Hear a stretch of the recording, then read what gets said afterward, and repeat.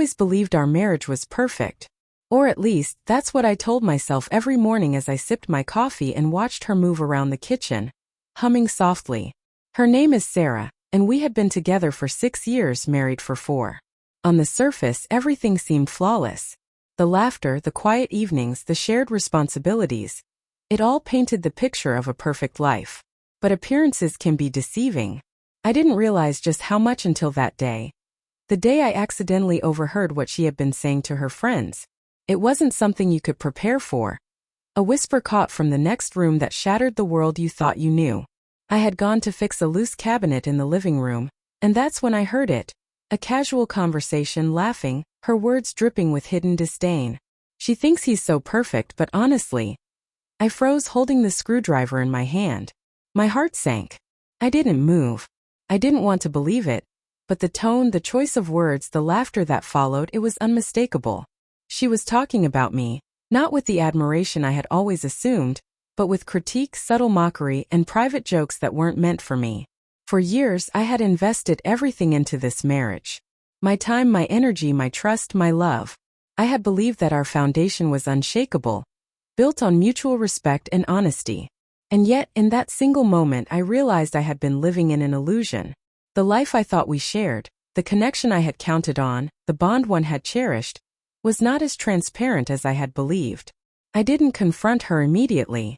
That wouldn't have done any good. Instead, I went into my office, closed the door, and tried to process what I had just heard. The words echoed in my mind, growing louder with every repetition.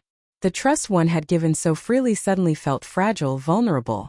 And for the first time in years, I questioned everything: our marriage, our love, our understanding of each other. The rest of the day felt unreal. I went through the motions, saying hello, asking about her day, making small talk, all while carrying the weight of what I had just overheard. Sarah moved around as usual, completely unaware that the foundation I had trusted was crumbling beneath me. I watched her laugh at her phone, her gestures animated, her voice warm, but every word she had spoken in secret haunted me. I began to analyze every interaction from the past few weeks, months even.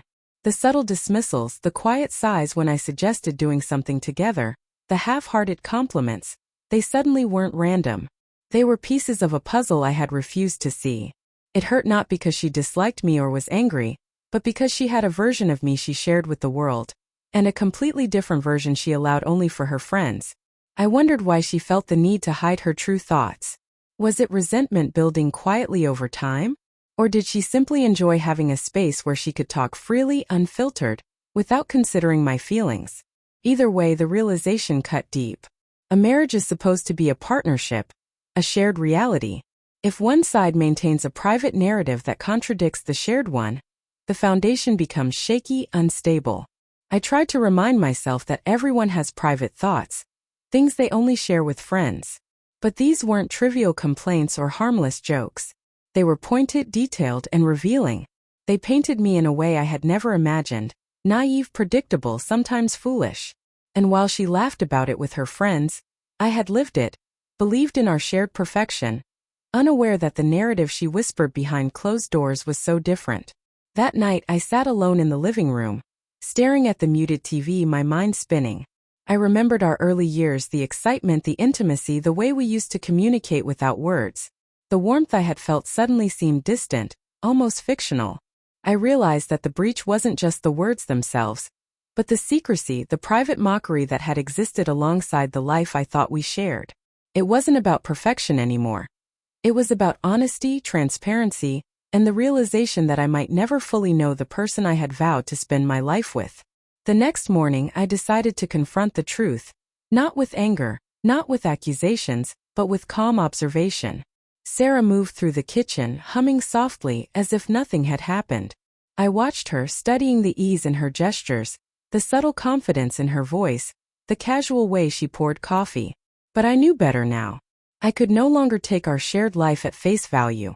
I asked her about her day, careful to keep my tone neutral.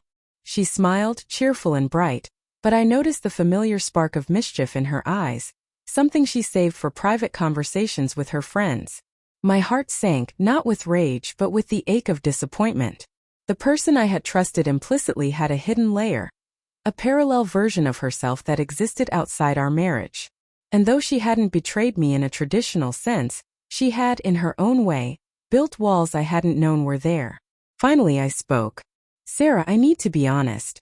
I overheard what you said to your friends yesterday.